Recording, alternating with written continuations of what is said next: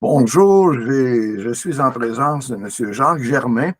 Jacques est un ancien ingénieur de Hydro-Québec, mais depuis qu'il est retraité, je pense qu'il n'a jamais autant travaillé que dans ce temps-là. Alors, Jacques est très impliqué avec différents mouvements, surtout, nous, on parle beaucoup d'Alzheimer, et j'aimerais ça qu'il nous parle un peu de ce qui se passe et puis quels sont les besoins. Alors, on t'écoute, Jacques. OK. Bien, moi, j'étais premièrement engagé dans les fraternités bibliques pour la connaissance de la Bible, puis surtout sur la réflexion sur le sens de la vie. Puis, avec l'âge, le travail le soir dans les fraternités bibliques, puis la préparation, ça m'épuisait davantage. Puis, je voulais passer à d'autres choses qui étaient moins intellectuelles, puis plus pratiques, puis dans un autre domaine. J'étais rendu à 83 ans dans ce temps-là, 82 ans. Puis, j'ai dit, j'aimerais me réorienter un peu. Puis, il s'ouvrait ici un CHSLD qu'on appelle Val-des-Brises. Puis, ce CHSLD-là, sa clientèle, c'est surtout des gens qui ont l'Alzheimer. Ben, moi, je ne voudrais plus appeler ça l'Alzheimer parce que je commençais je ne connaissais rien là-dedans, mais j'ai commencé à lire un peu là-dessus. Puis, j'ai vu que le, c'est un syndrome. Il y a tellement d'effets, puis il y a tellement de personnes qui vivent ça d'une façon différente qu'on réduire ça ou mettre tout dans l'Alzheimer, ça, c'est pas correct. Il y a la dysphagie, les gens sont plus capables de mâcher, ils avalent juste des liquides ou à peu près. Ils dysphasie, qui n'arrivent plus à trouver leurs mots. Ça, c'est juste deux cas, là.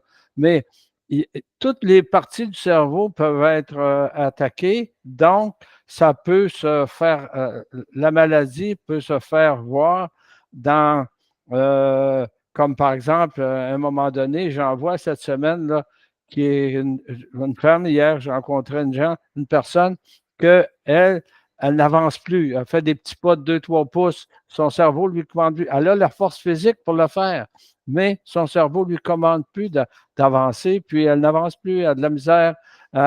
Puis, donc, c'est vaut mieux quand on parle de gens qui ont des difficultés dans ce domaine-là, de parler de gens qui ont des problèmes cognitifs. C'est plus respectueux aussi parce qu'on n'est pas, même les médecins n'arrivent pas à définir exactement sans avoir, sans passer des scans, puis pour trouver exactement ce que les personnes ont. Donc, des problèmes cognitifs, puis ils évoluent, puis que la personne change aussi dans ses comportements. Une personne va avoir été douce toute sa vie, puis là, à un moment donné, on voit une femme qui revient d'une visite à son mari, puis elle pleure, ben, son mari s'est montré violent. Hier, la personne, puis il n'avait jamais été violent de sa vie. Euh, je, je rencontre une dame hier aussi, parce que je rencontre beaucoup de gens. Le mardi, je travaille, je vais vous faire un petit ajout ici.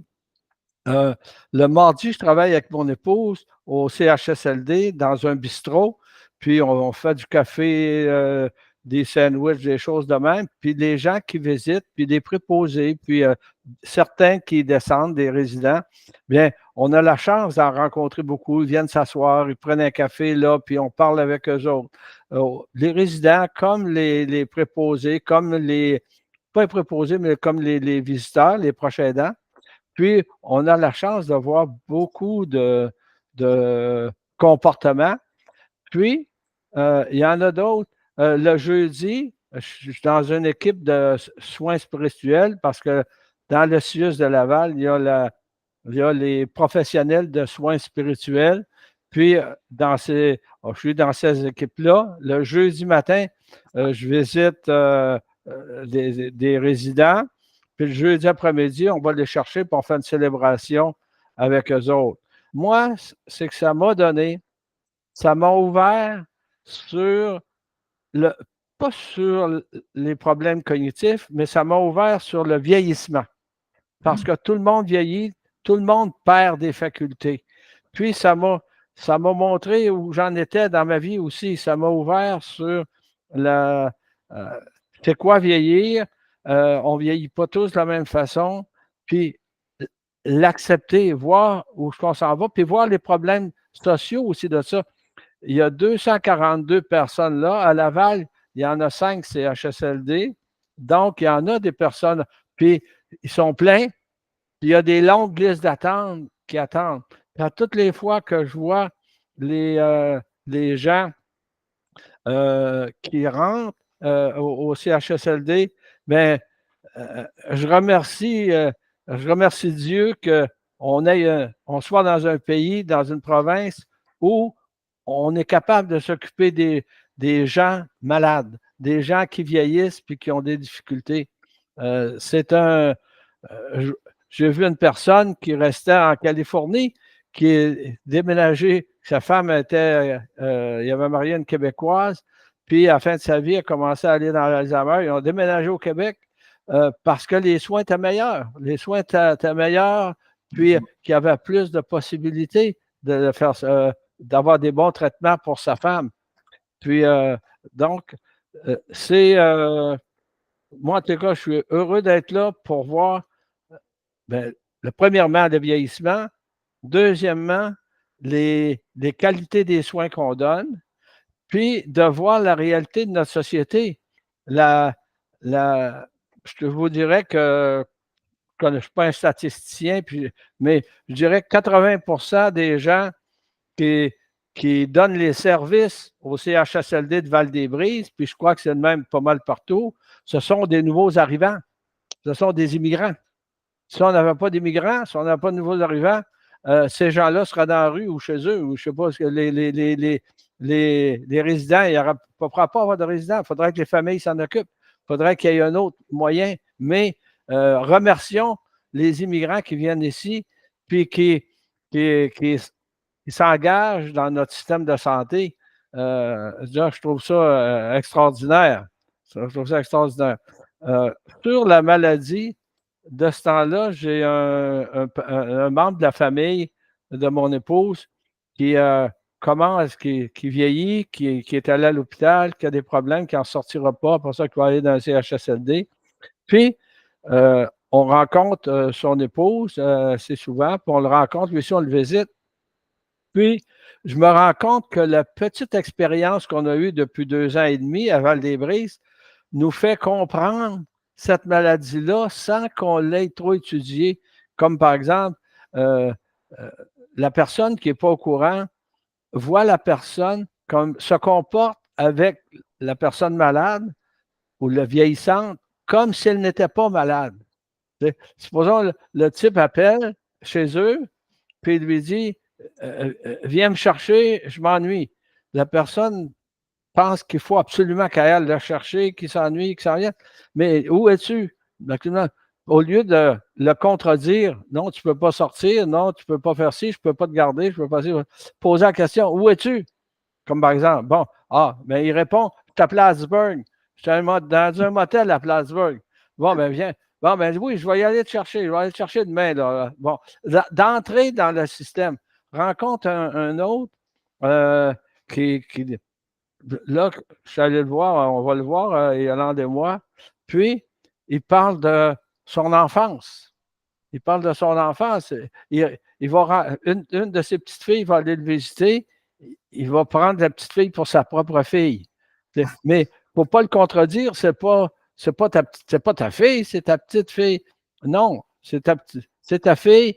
Puis rentrer dans son jeu, pas les contredire, puis on peut jaser tout un après-midi, puis il rentre dans son réel. Il y avait une qui était chez nous, là, qui venait prendre un café au bistrot, elle venait avec son fils. Puis à un moment donné, mon épouse s'est mise à discuter avec elle, Aline. Aline, elle est décédée aujourd'hui, il y a à peu près 3 semaines. Puis, elle s'est mise à poser des questions à Aline, qui avait un restaurant, puis ainsi de suite. Là, elle s'est mise à parler de sa famille. Elle s'est mise à parler de sa famille, puis elle a révélé des affaires à Yolande que son fils ne connaissait pas seulement de sa mère. Donc, même s'ils sont dans l'Alzheimer ou dans des problèmes cognitifs profonds, ils vont être heureux de parler de leur sujet de leur enfance, d'entrer, pas des contredire, les contredire. Mais là, moi, je vois, c'est des beaux côtés, mais il y a des côtés très difficiles. Comme hier, il y en a un qui a arrêté, celui que sa femme, elle marche juste des petits pas, là. Puis, c'est la première fois de sa vie que sa femme a voulu le graffiner. Parce que lui voulait lui enlever une petite poussière qu'elle avait sur le côté de l'oreille. Quand elle a eu peur pour le graffier, mais ce n'est pas elle, c'est sa maladie. Puis là, ils ne sont plus capables de la laver, elle ne veut plus se faire laver, elle crie énormément. Il y a toutes sortes de comportements, mais je vous dirais que plus que la population vieillit, plus que les gens, les problèmes cognitifs augmentent, puis ça prend des gens pour s'en occuper. Puis je vais vous dire, je vois beaucoup de gens à la retraite qui s'ennuient. Il y a beaucoup de lieux. Il n'y a pas juste les voyages dans la vie. Hein? Il y a des gens aux côtés de nous autres. Moi, aller à Val-des-Brises, des journées, c'est plus intéressant que d'aller en voyage. Parce que je rencontre du monde, je rencontre des gens, je prends un café avec eux autres, on va les visiter. Je rencontre des gens formidables aussi. Je rencontre dans des situations de tous les jours, là.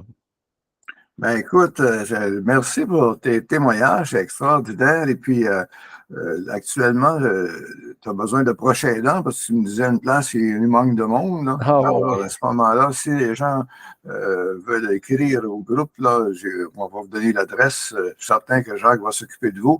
C'est le CHSLD Val-des-Brises. Puis la personne qui peut prendre qu'on rencontre lorsqu'on se présente comme bénévole, c'est Brigitte Boudreau, qui est la récréologue. C'est elle qui est un professionnel en récréologie. Puis elle vous fait visiter, elle identifie les besoins, comme par exemple les talents aussi. Qu'est-ce que la personne veut faire? Comme j'ai un ami, lui, parce que chaque personne qui rentre là, on écrit son histoire de vie.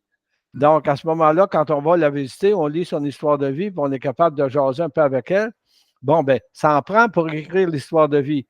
Ça en prend d'autres pour rentrer les statistiques. Ça en prend d'autres pour, comme là, il y a toujours, à tous les mercredis, il y a un spectacle. Donc, il faut descendre les gens, les emmener au spectacle. Un soir, il y a un pub. Bon, ben, animer le pub. Un autre soir, c'est une journée, comme là, il va y avoir la fête de l'Halloween. Bon, ils vont se costumer. Là, ça prend un photographe pour prendre quelques photos, puis après ça, aller mettre les photos.